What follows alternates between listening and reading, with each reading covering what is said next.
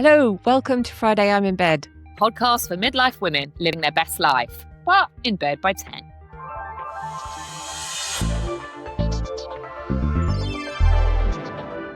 So, because we're normally such positive people, this is our weekly opportunity because we never moan about anything else. This is our weekly moan in. What do you want to moan about this week, Kate? Passwords, new phones, passwords.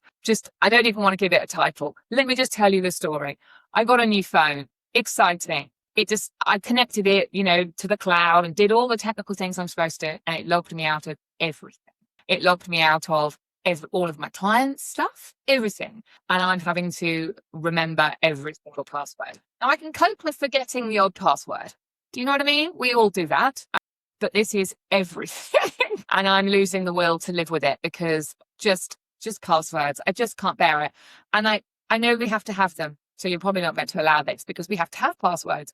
But God, it's so goddamn difficult. That's it. Well, we did have passwords as one before, I think. It was like overly complicated passwords where you have to have a capital letter and a symbol, but not that symbol. And all that kind of stuff. This is all like new phone. You get your new phone and you do all the stuff. And then it's like you spend days sorting everything out. And then you begin to never. I get the login back in thing, but do you not have them? There's things for that now. Yes, you can save them to keychain. Can you not save them to keychain and log in? It's locked me out everything, and it's not remembered anything. And keychain is not. I don't know. It's just mainly my gripe this week is just technology working against me. But I think it's. I mean, I was gonna say I won't allow it on the basis that this sounds like a technical problem that somebody could fix, and maybe technical problems should be allowed. But this doesn't sound like a thing that should be happening.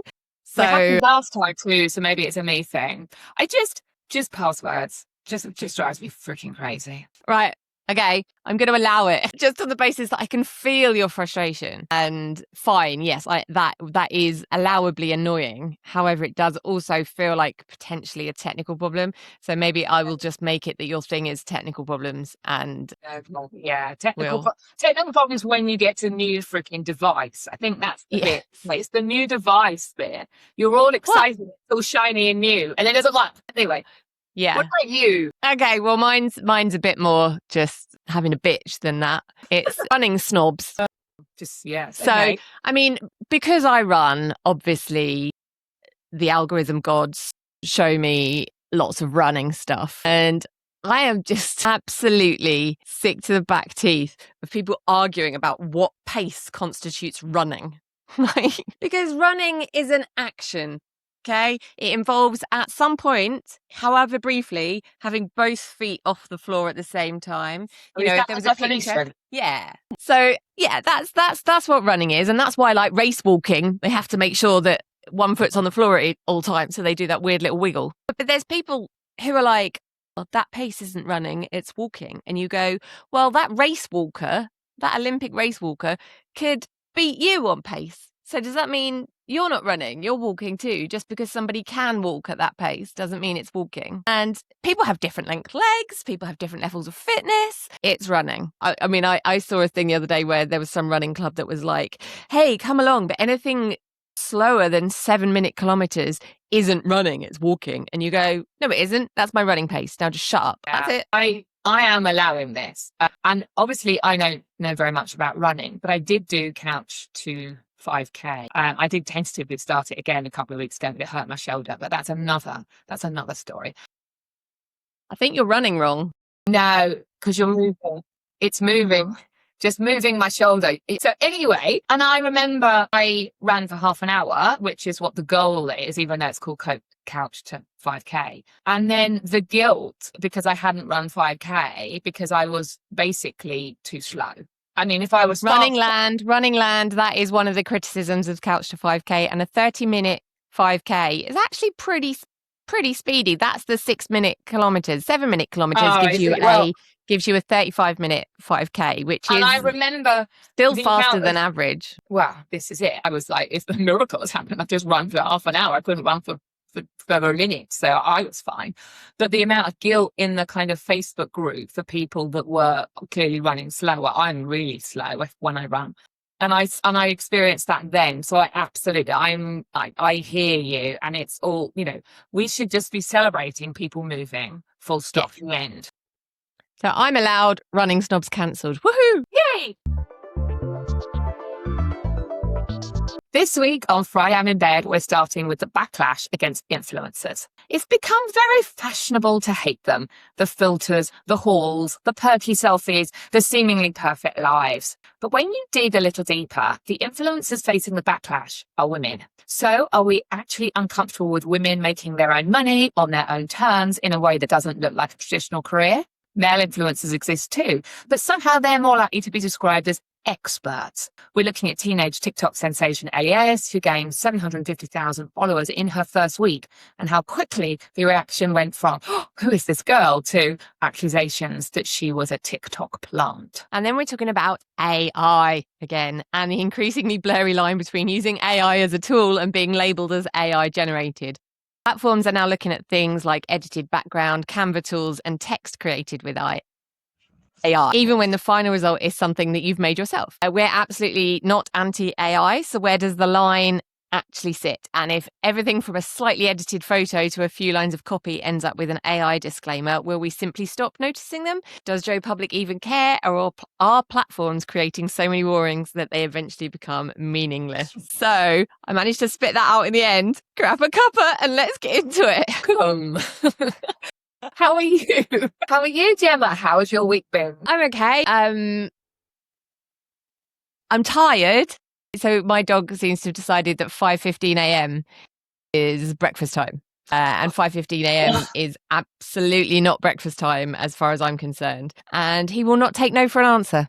He's just said he's awake, so we all have to be awake. And you're like, no, sleep, bedtime, this is sleeping time. So I'm tired, but otherwise okay. How about you? Yeah, I'm good. We had results day here. That went well. My daughter's in college, so that's all good. Oh, yeah, I meant to ask about that. Oh, good. Yeah, so that's good.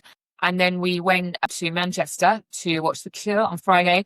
The M6 was shut. It took 6 hours to get there. It should have taken about 2.5.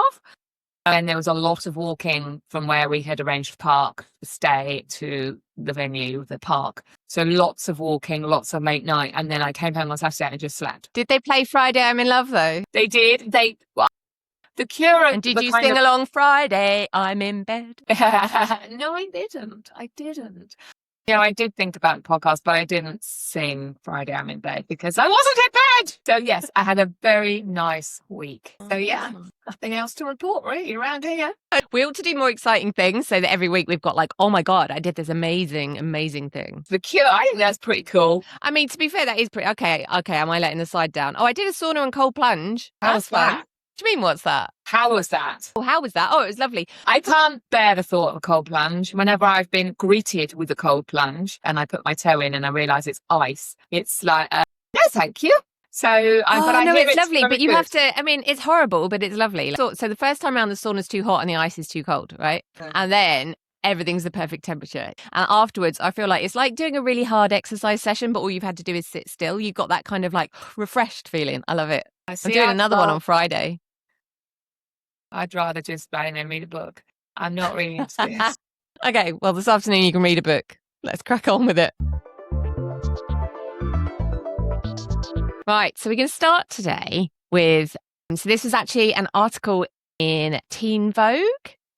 It's called Let's Face It, Influencers Aren't Really the Problem, an article in Teen Vogue, which was literally published yesterday, I think. So, I am so up with the times. But I'm going to start with a question today. If I say influencer to you, describe the person that you picture. And don't deliberately try and do the thing that you know you don't really picture. Well, it's tricky though, because we'll talk in a bit about whether I am an influencer or not. I think my vision of an influencer is a young woman sharing their life. So not just products, their whole life, going to the gym and their matcha that they're drinking, and it's all wonderful and lovely, and they sell lots of products and they get lots of PR packages, and they're obsessed and they do lots of flicky on boxes. That's the stereotype, I suppose, of an influencer. Yes, whether I think that is a whole other debate, which we'll talk about probably in a bit.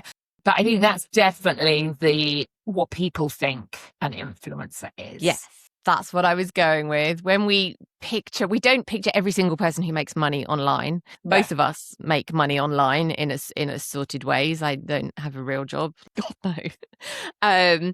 We picture a very specific kind of woman generally, and it's that clean girl aesthetic, the Pilates princess generally. It's a young woman talking to camera, selling something, vain, materialistic, entitled will often come up. But I was going to say, I don't think that, but yes. Will often come up. Yes, that's it. So this was the crux of the article in Teen Vogue, was that influencer has become an insult. And basically, are we just using it as a cover for misogyny, which I thought was then very interesting. So I'm going to start by saying influencers are not an oppressed class, obviously. In reality, influencers are socially diverse. Lots of the criticism is unfair. Some of it is fair, depending on who you're really talking about when you talk about influencers. The real question is, are influencers victims? It's why does criticism of influencers so often turn into a contempt for women specifically? So pretty sure there's plenty of legitimate reasons to hate what we call influencers. There's overconsumption, relentless advertising, undisclosed sponsorship, which is something that really gets on my nerves, impossible beauty standards, filters, the conspicuous wealth, which we will also get onto later on, because I know that there's something interesting that's come out about that, and turning everything in their whole life into content, and the entitlement, which is a thing that comes up a lot, where people get, hey, will you give me this for free just because I'll write about it on my Instagram? And I have no idea kind of who they actually are.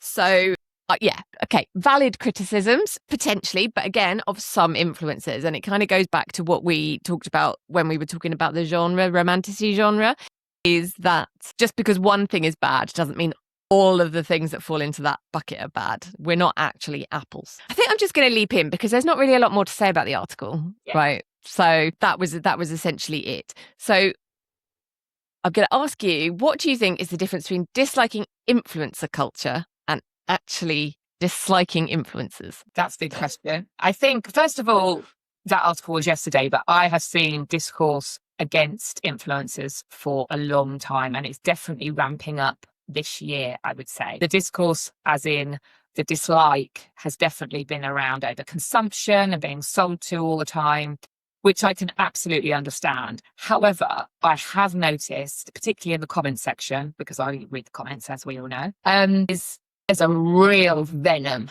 out there towards influencers. I think it is steeped in misogyny, which we'll come on to, without a doubt. I think there's a real despise, that's not, what's the word I'm looking for? Hatred. Oh, let's just call it hatred towards the industry, because I don't think to most people it's seen as legitimate. I.e., who the hell are you? Who does she think she is, kind of thing? When actually you put your marketing hat on, influencer culture has overtaken press ads on TV. You know, if you're a brand, you sell more products, or you use influencers to sell products, like you would have put a big one-page advert in Daily Mail, for example. You spend a similar budget, for example. Although, to be fair, I think press adverts are probably a lot more money. So I feel like there's a lot of dislike for the industry, but without understanding that we have moved on as a nation, and actually we consume our content via social media now, and our news via social media. We don't buy newspapers anymore. Print is dead or dying. So there's a bit of not understanding. But I also think, now to answer your question, it's the industry and the people, because I feel like there's a lot of, from what I can see, jealousy. There's a lot of sexism. There's a lot of people feeling just really angry with their lot, which I absolutely understand, because right now, life isn't just great for everybody. Mm-hmm. So it's like they're an easy target because they're online, and it's that whole like, well, you're online, and I can slag you off if I want to, and then I slag you off, and I slag you off, and then I slag you all off because you're all bad. So I feel like it's both, actually. It's both. I feel like it's a lot like celebrity, where like the word influencer doesn't actually mean anything. It's, celebrity means person we've heard of. Influencer is person who has influence, you know. So you can get, there's influencers in like all departments. There's influencers who are doctors, dietitians, menopause experts, there's cancer influencers, there's, you know, there's the whole works. And they are just people who have influence. So I think that a lot of the time people are like, God, I hate influencers. They're so entitled, and don't realize that a load of the people that they're following are technically influencers. Working hard and earning money legitimately. It's also worth saying, you saying about celebrities. I don't know, you watch Strictly. Did you watch Strictly? Strictly Come Dancing every year is becoming more and more influencer filled. So there'll be somebody like a TikTok star or a YouTuber or whatever. And what I see every time they announce their celebrities, because they're all called celebrities, whether they're an influencer or not, is a huge amount of people, maybe generational as well, going, well, who are they anyway? Whereas young people, my children, for example, or, you know, Gen Z will go, oh, he's a YouTuber. He's great. I follow him.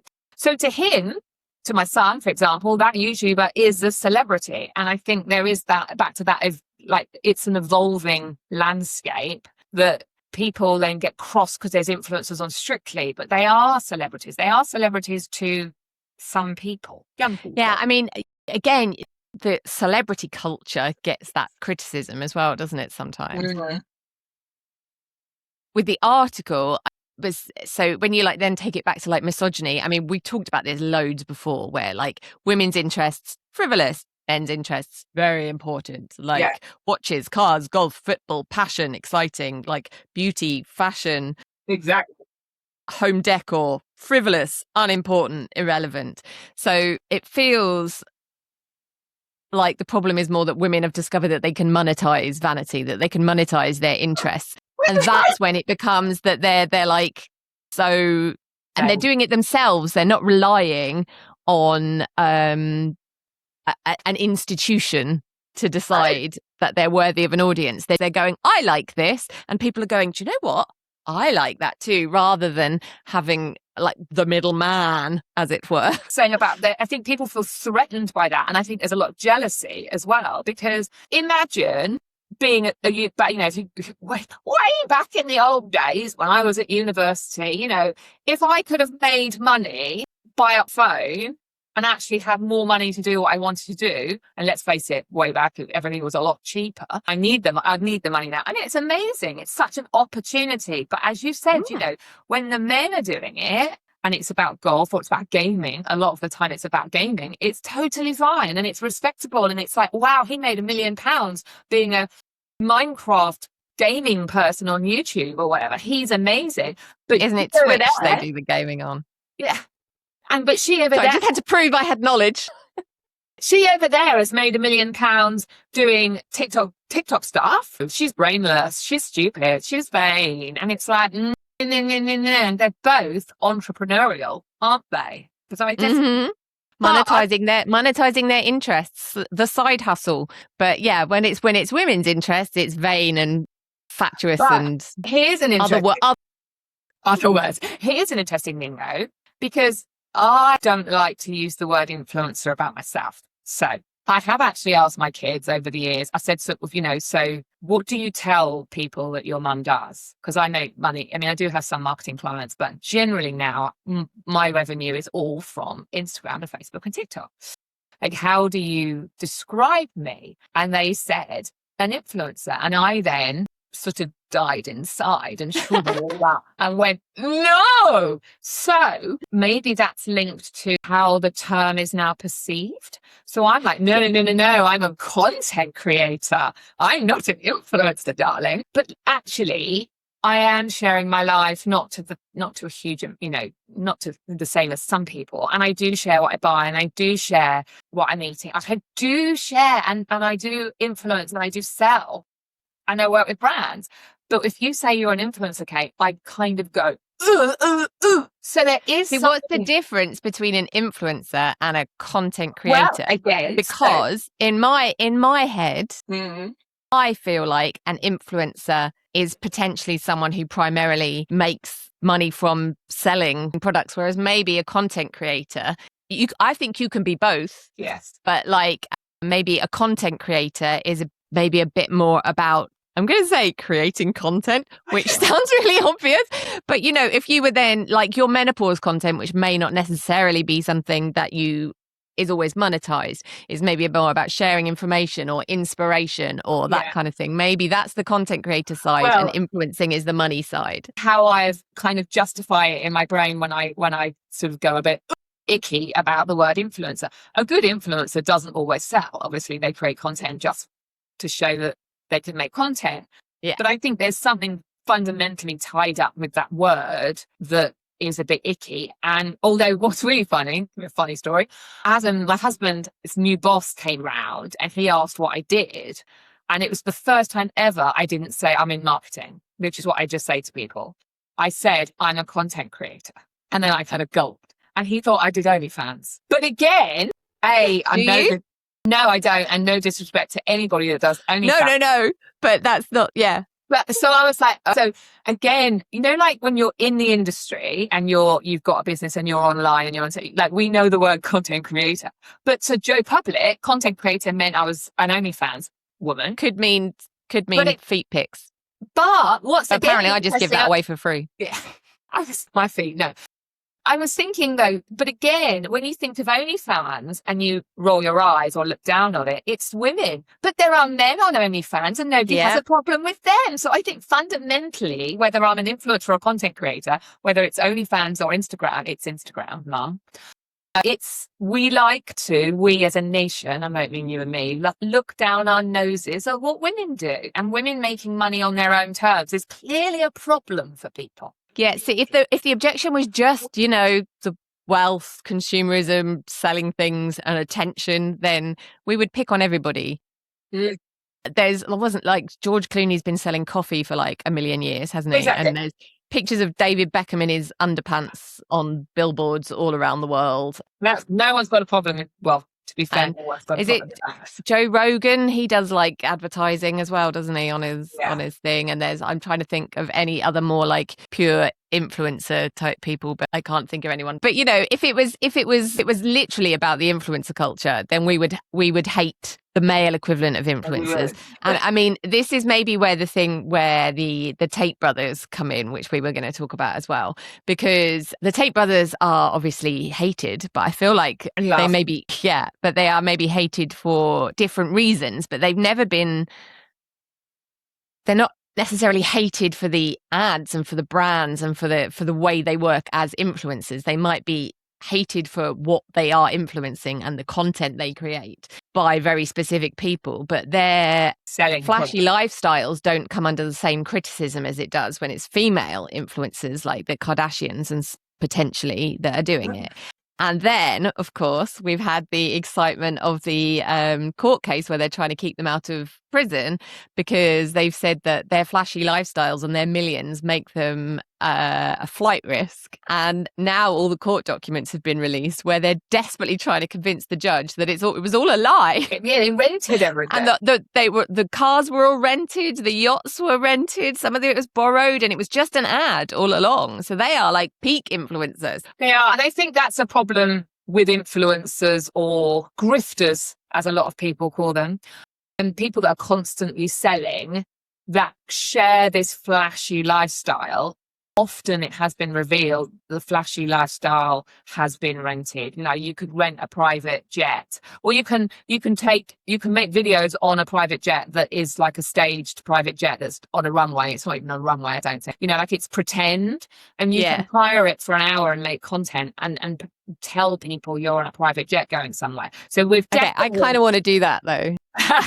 Well, we definitely got there's just a funny meme where somebody's holding a toilet seat up behind and it looks like a aeroplane window or something, and how you can like create this look at home. But anyway, I think the point is there's a lot of smoke and mirrors, and that then leads to disbelief and lack of trust. So, you know, actually the influencers that do very well are just very authentic, which actually brings me on to Ellie Ellis, Ellie Ellis, for anyone not on TikTok won't have heard of her, is a girl, a teenage girl, my daughter's age, she's just got her GCSE result, who made one Getting Ready With Me video on the 9th of August, and it got 20 million views. And in a week, she gained 750,000 followers with it. Since the 9th of August, she's now on 839,000 followers. She's got representation. She's doing branded, like she's gone crazy. And what was really interesting is day one, it was like, wow, go girl. You know, this is amazing. Success story. We love her. And then like by day 3, it was, she's buying her followers. She must be, like, real distrust. And then by day 7, everybody reckons TikTok has planted her or is paying her or is pushing her because there are fewer teenage girls and young girls using TikTok in this way. So in lockdown, there was lots of young girls making content and they all blew up and, you know, and did really well. But actually these days, like my daughter couldn't think of anything worse. They're all on TikTok, but they don't create public. They don't create. Yeah. They don't create and they don't want to create. It's just, it's almost cringe, if you know what I mean. And they look at their friends that are trying to do that and it's cringe, which is their words, you know. And so there's been this shift. So now everyone's like, is Ellie Ellis a plant to get young girls back onto TikTok? And since she's blown up, there are thousands of young girls and they're even making the same videos and they're doing the same intros. They're doing exactly the same thing, trying to be Ellie Ellis, but they can't be. So, but what's interesting in this story is how quickly people moved from, wow, this is amazing, and go girl, to this cannot be real, smoke and mirrors, buying followers. You know, like we can't be happy for a young girl to be successful. We have to be cynical. Again, I think that is something that you do see a bit with boys as well. When we're talking about monetizing their interests, I think there is always a bit of resentment there, I think. Do you know what I mean? Like why is this person earning 20 grand to hold a bottle of shampoo that they want me to buy when I have to work 40 hours a week? But also, if you think about it, the way a footballer was the example that's in my head. So when footballers reach the top of their career, the pinnacle of their career, and they're earning several £1 million a week, which to be honest, I think is a ridiculous amount, but that's another story. Then we're like, people start to get a bit more resentful. But that's maybe the equivalent career that we look at for boys. You know, boys, when they're playing football at school, they'd love to be the next David Beckham, or insert contemporary football here, Erling Haaland. Forgotten all. Jude Bellingham, Erling Haaland. Jude Bellingham, that's it. Yeah, I was like, Harry Kane, he's contemporary too. Yeah, I was just like, we did Beckham earlier and all of a sudden I've like forgotten all footballers. But yeah, so, you know, young boys playing football at school might dream of being the next Jude Bellingham. Yes. Whereas young girls, I mean, boys will play football and pretend to be some famous footballers. When I was at school, I can remember playing supermodel tennis with my friend and we thought we'd be supermodels, except we couldn't because we weren't 12 foot tall and really skinny. Maybe then like these TikTok creators and influencer culture has given women that kind of in. Whereas if I can just be good enough at liking clothes and fashion and creating content, then I can also reach the top of my game in this, like boys do. But is there that class resentment in it too, I guess? So we're all like, yes, well done, grassroots story, excellent, well done, doing the thing, hustle. But then when they get to the point where they're making loads of money, then we're a bit like, well, hang on, how come she can do that? And like, why am I not famous? I do the exact same thing. And that's exactly what's happened on TikTok. Everyone's like, hang on, I've been hustling away for 5 years and I've never, you know, why her? And then, you know, she's pretty, she's young, she's white. There's been a lot of discourse about, you know, like she's able-bodied. So there's been a whole like, yeah, well, she's got all this privilege, so that's why. Or is it just luck? But what's definitely happened, just what you were saying about the flip, is it envy? Or is it frustration? Because obviously it's frustration if you've been trying and you haven't had success. But then some of this is luck and some of it's hard work. You know, when I remember my son turning around and saying he wants to be a blogger, he was probably about 12 or 13. Obviously, you and I were both bloggers. I still That was the original influencer, wasn't it? Yeah, We were bloggers. that's Then when we started getting invites to London Fashion Week, and everyone was like, "Oh my God, the bloggers are here!" Exactly. So I remember saying to him, well, you need, yes, go for it. Because actually encouraging a young person to blog was actually a really good thing, because you'd have to write. And there was no AI then to do it for you. I mean, actually you have to write. But I remember saying, you know, you need to work out where you sit in this, because you just to be a lifestyle influencer, blogger, whatever, YouTuber is really hard, and a lot of luck, a bit of networking, maybe a bit of who your parents know or who you know or whatever. Or you need to be niche. And I know, you know, you've talked about this, you know, don't want to niche everything down, but in a way, vintage was our niche for a blogging perspective. If we just did, I just want to write about everything and anything. Well, remember, you kind of start with the niche and then you can spread out of it. Exactly. Yeah. So I think, so there was one last thing I think really that I wanted to talk about with this, which, because I do think it is really interesting that the influencers that we picture are women and living a very specific lifestyle. But there's also the fact that, you know, that they are selling us shit, and sometimes some of the stuff they're selling us, if we're going to call out misogyny in the influencers, we need to look at the whole influencer culture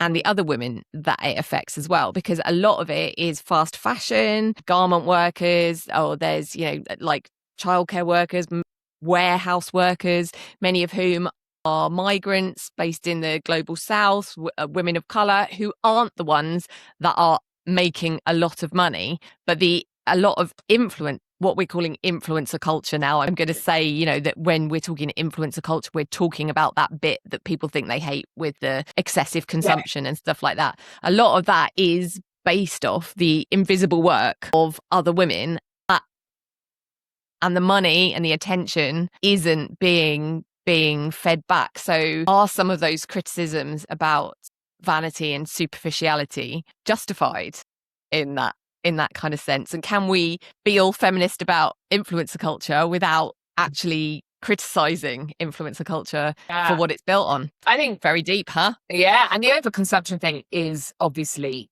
a thing, as you said, it's fast fashion. And that's part of the reason why, well, it is the reason why ASOS is now not allowing, or whatever, they've changed their refund policy, because people were buying hauls on ASOS and then returning them. And obviously, as you said, you go all the way down the supply chain and it affects lots of people negatively. And I think that backlash has definitely happened. And I don't know whether this is true or not, but I am seeing fewer hauls. That could be my algorithm. I see a lot of vintage hauls, I have to say, but that again could be my algorithm. I think the backlash about overconsumption and buying stuff you don't need, I think it's like, you know, if somebody approaches you to sell a product and it's unethical, you say no. You know, when Temu come to me or Shein and ask to do a deal with me, I say no. If anything, you know, to do with this is my personal views, you know, diet and weight loss, I say no, because it's a really tricky area. It's a tricky area for me personally, and it's a tricky area in general. So, but I think there's this view that these influencers will say yes to everything. Hopefully that is shifting, but I potentially not. And it's quite hard. It must be hard for people if somebody says, I'll give you 10 grand to promote this thing that you might not think is the most ethical thing. And you can't pay your mortgage. It's very easy for us to go, well, that they should say no. But if you've got no money and you can't pay, or you've got to pay with something that's out of your control, you know, your mum's care home or your whatever, it could be quite enticing. I do think that there is an element through all of this as well that's going to feed quite nicely into the next segment as well, which is authenticity, of course. We've seen, and we've talked about before, a bit more of a drive towards authenticity on social media as well. And is that kind of polished influencer persona becoming a bit cringe and a bit passé? Well, it is for my daughter anyway. She's that. We want to see a bit more grit and reality. So we can leave that one there, and then we'll lead straight into... So for the second part of the show, I'm going to talk about AI. So this is all about new AI labeling. So there's been new EU rules around AI transparency, which came into effect on the 2nd of August. So really recent. And the basic idea of these new rules is people should be able to tell when content has been generated or manipulated by it. So not just generated, i.e. created fully, but if it's been manipulated by AI.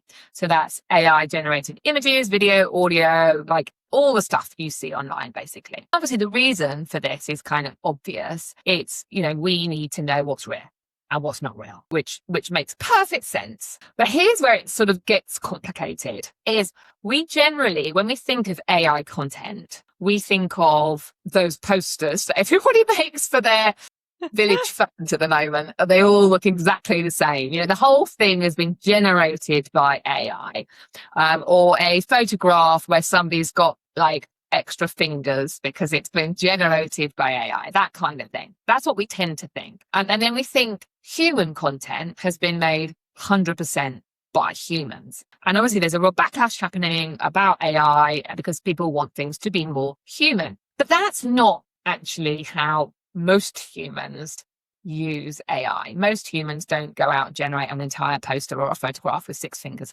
Like most people use AI to tweak stuff, to generate ideas. AI is like a helper in our lives, whether you're a content creator, an influencer, a business owner, or just a normal person going around there every day. We use it to make things quicker and easier and faster. So where do we draw the line with all of this? Canva is a really good example. So anyone watching who doesn't know what Canva is like a graphic design tool where you need no graphic design knowledge. It's great. You can put text over photos and you can make little videos and you can, loads and loads of small businesses use Canva.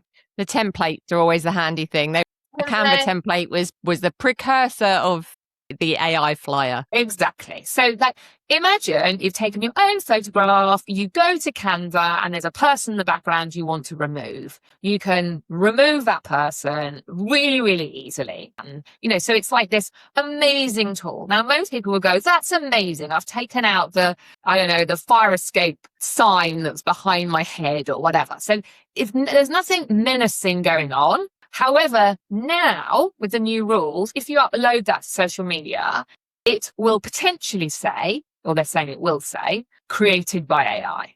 But it hasn't been created by AI. It's your photo. You've just taken out the dodgy person in the background or something. So AI helped you. It didn't create it.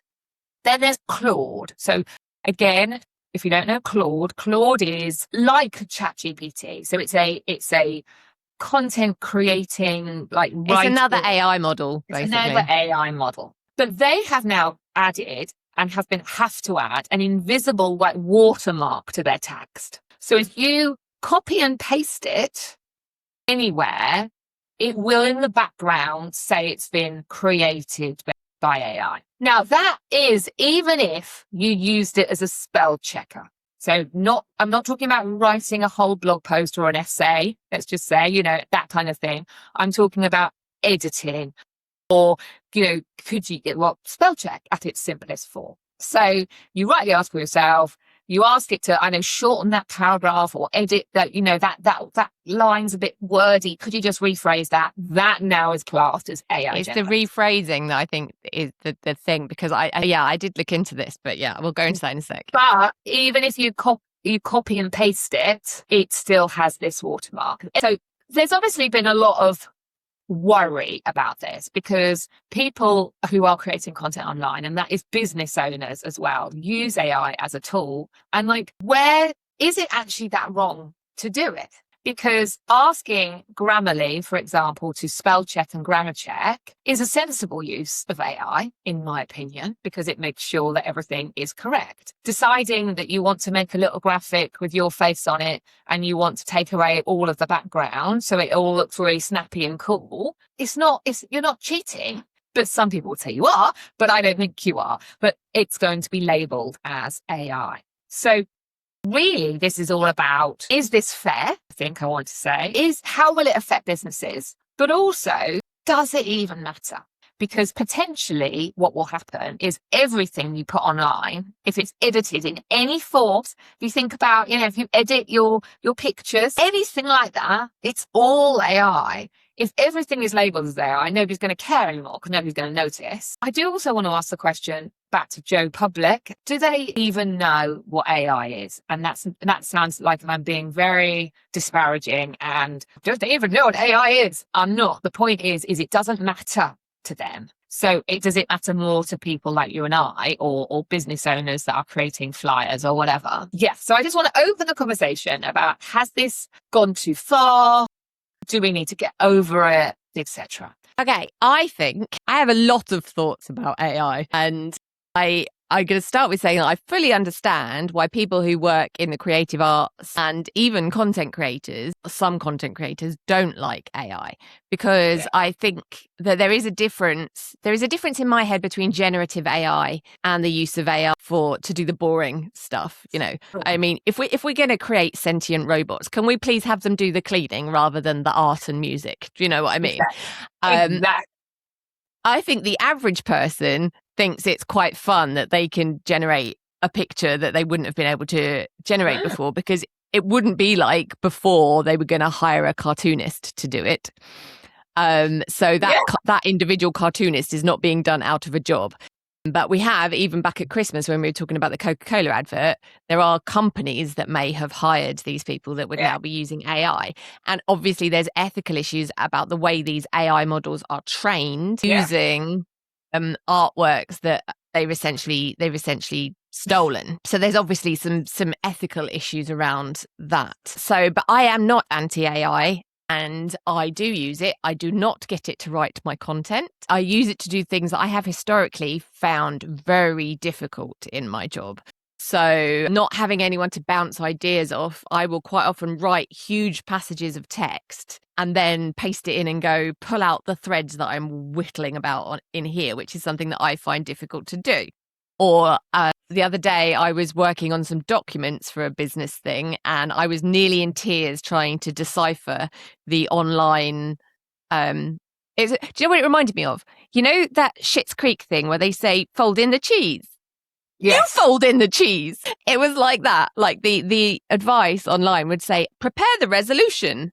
And I was like, what's a resolution? How do I prepare a resolution? What does a resolution look like? I have no idea. So I asked Claude to do it. And Claude went, oh yeah, here it is. And then I had a thing that I could then look at and go, well, that I don't like that. I do like that. So at least I had a product that I could start with. And I'd even tried, before I went down that route, contacting a charity who offered free legal help in it. And the legal help came back and went, I don't think she really needs it. It's just a really simple conversion thing. And I was like, no, not if you have no idea what you're doing. So in that instance, for me, that was incredibly helpful. So, but again, I do think there's a difference between a generative AI creating full artworks and the ethical issues around the way some of these things are trained, and there is between in actually using it. And the other thing that it makes me think of quite a lot is that the panic always used to be filters and Photoshop. Yes. Whereas now AI exists. If you Photoshopped out the bin in the background, that's fine. If you use the magic erase tool in Canva, that's AI. So obviously Photoshop these days does have AI tools built in as well. So it will also use those because it speeds up a process that used to take quite a long time. And I think one of the other things is it speeds up a process that used to take more learned skill in a software. So are we comparing that learned skill in a software to carpentry, or is this something that everyone should be able to have access to?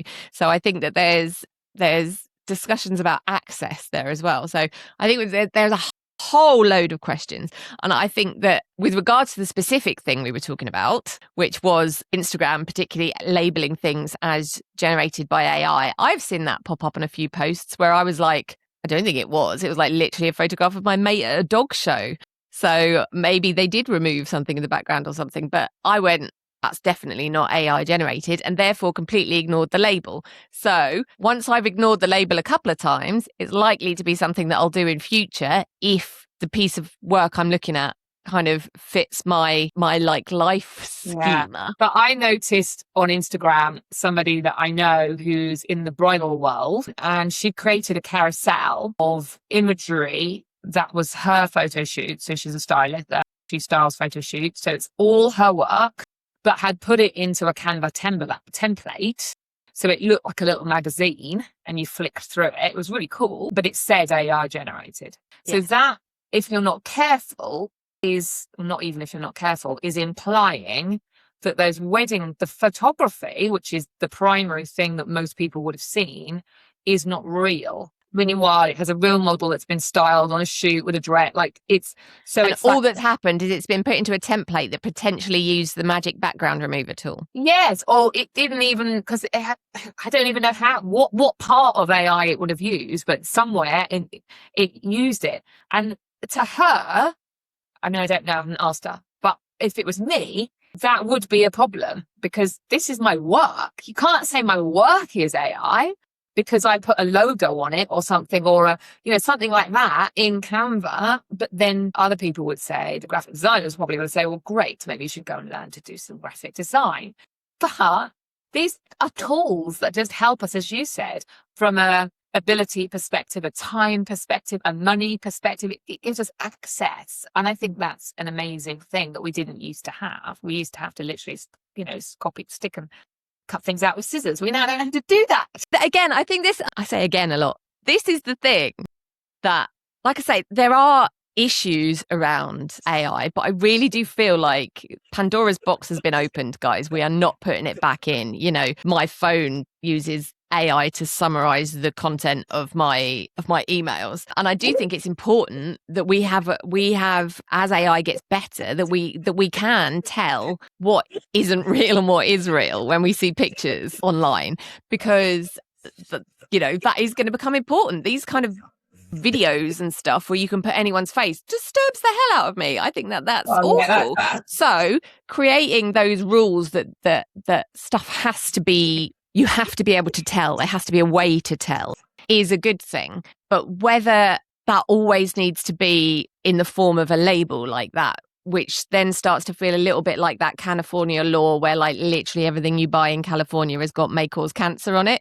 And so therefore you're a bit like, well, none of this causes cancer. So you just stop believing it, and therefore it's not doing the job that it was designed to do, which was enabling you to tell what is real and what is fake. So with regards to the AI generated text, I did actually look into that because I was trying to figure out how on earth it could possibly work, but there's no secret characters or anything in it. So actually, as far as I'm aware, the way it works with the way Claude are watermarking is actually in the word choice. So when it generates text, it essentially uses like a token. So it uses this word, and then it has a whole list of whatever words are likely to come after it. So then Claude will choose a word based on an algorithm that is its signature, then that's the watermark. So if it's only a 3-word paragraph, you couldn't really tell. The watermark wouldn't be in there. But if it was 5 paragraphs, then that algorithmic choice would become obvious enough that you would be able to tell. And I think most of us can do that anyway. We see it, don't we? Excessive use of the word quietly. For example, when we're quietly disappearing. There are people out there that use M dashes and always have, and were taught that they have to use them. And now I know everyone's scared to, because it will look like AI. I have copied my own writing into an AI checker, and it's come out 90% AI. And I wrote the goddamn thing from scratch. I know. Yeah. And then I put something in that's been sent to me that looks and sounds like AI in to an AI checker, and it says it's 50%. And I'm like, what? Does it? And then that leads me to, does it really matter? If you're writing a book, yes, it matters. Mm-hmm. You need to write the book. But if you've got a website and you sell, I don't know, chocolate, and you decide to, create a product page and you use AI to describe the chocolate, and it's all factually correct, does it matter really? Now I know it's easy to say ethically it does, but I'm saying in the big run of things, are we? Well, I mean, this is one of the things that interests me. Like I say, in this particular instance, we'll put aside things like plagiarism, and as far as we can, obviously, because these are all tie into the use of the whole thing. But if we just assume that that box is opened, AI exists and it's not going anywhere, and therefore saying we should put it back in its box because it uses too much water, or, you know, we have to find a way to live with it. If we take that as our starting point, because, okay, I agree with you in that instance. But I'm also a bit like, you know, if you're writing a whole book, then yes, it does matter. You could argue why, as long as the reader enjoys reading the book. If you read the book and you go, this reads like AI slop, then it's not a good book. Like, so don't read it, and therefore it won't make money, and that's fine. But if you enjoy reading the book, arguably, why does it matter? I mean, when I was at school, we had to handwrite everything, and we weren't allowed to use computers or typewriters or any other, you know, we had to handwrite all our essays. Why? When the technology existed, whereas now we're happy enough with that we can type and print everything. So why was handwriting the only original way of doing work that counted back in 1988 or whatever, whereas now it counts if you typed it on a computer? We used to, like, using a spell checker and a calculator wasn't allowed, and the school would be like, well, you won't always have a calculator with you. And now we're all like, hi, this is my phone, it has a this is my watch, it has a calculator on it. So unless the apocalypse comes tomorrow, I will always have a calculator. Exactly. But back to the, do we care, does it really matter? You said we can tell, you know, if something's AI written. You can, but my husband couldn't. There's no way he wouldn't know, because he's a carpenter and he's out building things. He's not sitting on his phone, reading things, writing things, making content. Like, he's not in that world. And I've got a great example here. A friend of mine went out last week with a friend of hers, who I think she said runs a business, or he's a manager. You know, he has responsibility. And he said, oh, this amazing website. You need to know, like, it's amazing. Like, you won't believe it. And she was like, right, what is it? And he went, it's called ChatGPT. And she was like, what? Like, she didn't say this. Which rock are you living under? I know, but the point is, he hadn't heard of it. So I think we're like, oh my God, I can't put an M dash in because it's going to look like AI, for example, or we're worried about a watermark or a thing. But actually, there are people out there, whether it's like my husband with a manual job or somebody with a managerial job that just is just doing his work and going to work and coming home and looking after his kids and just living his life. He hadn't even heard of it. I mean, that is potentially an oddity. Sorry, mate, I don't know him, but you know, but there are people that don't. So I think back to that, does it matter? But then the other argument, of course, is that it does matter because they're reading it and presuming you've written it, because they don't even know there is a thing that can write for you. But then, as you said, the Pandora box is open, and you know, you told it what to write. You told it what to write. I know, arguably. But again, they're all just arguments, and there's so much. Think we are just in the process of unpacking what AI is going to mean. Like I said, the box is open. I think we're still in the process of unpacking what it's going to mean for the way the world looks in future. And I hope it will find its place.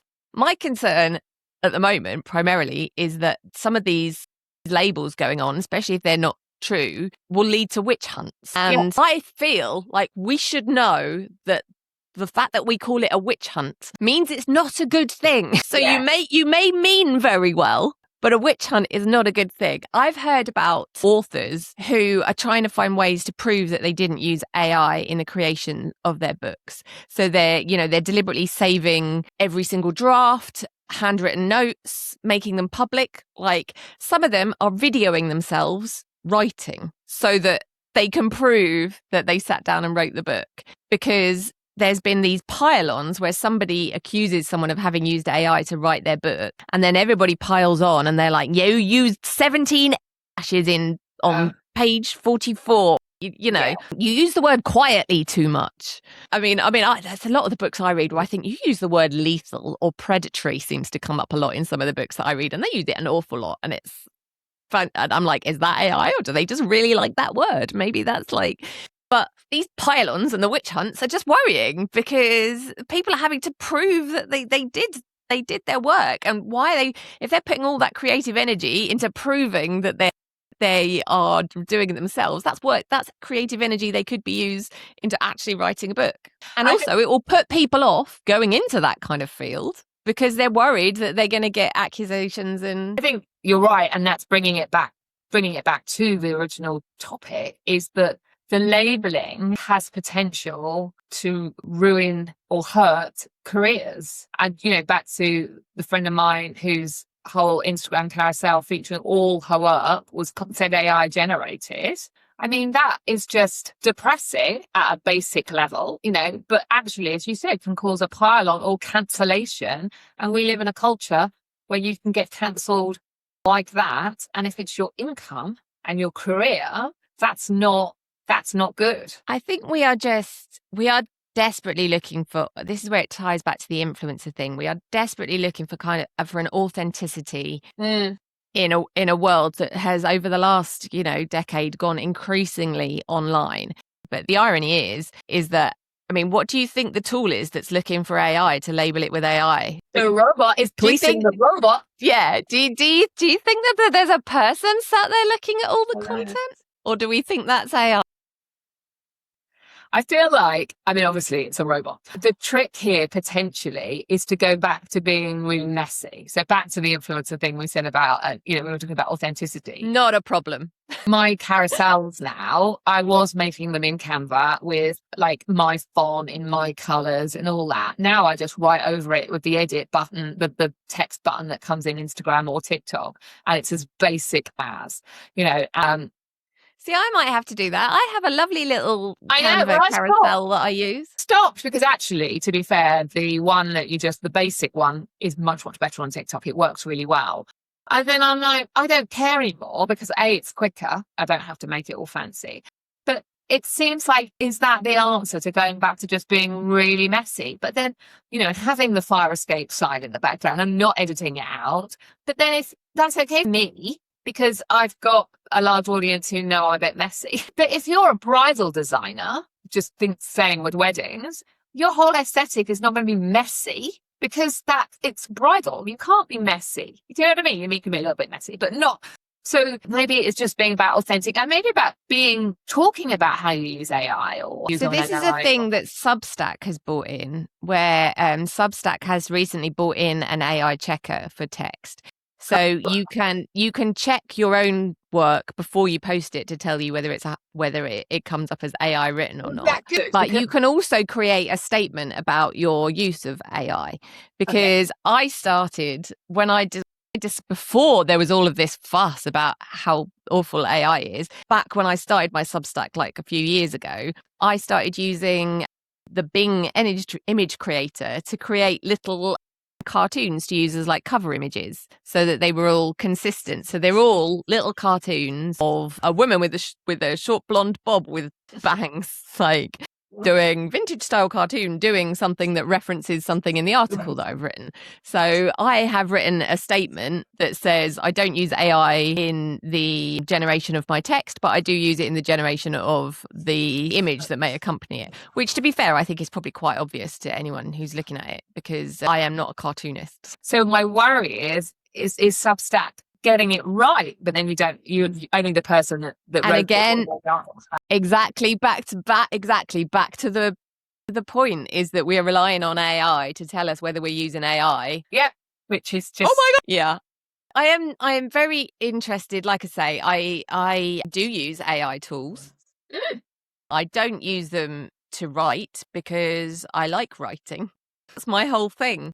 But I do use AI tools, and it's on my phone as does my summarizes emails and all sorts. So I know that it is in use in my life, and I'm interested to see where we end up eventually with whether we learn to live with AI, whether there are more ethical uses for it, whether there is more ethical training that it can be used for, or whether it bursts out of its cage and takes over the world like Lawnmower Man. Do you remember that back in the 90s? Whether we'll ever be able to turn it off, because everybody is using AI, whether it's Siri on your phone or when you answer an email and it comes up with a suggestion, which is the way you've answered the last few emails to people. I use that a lot.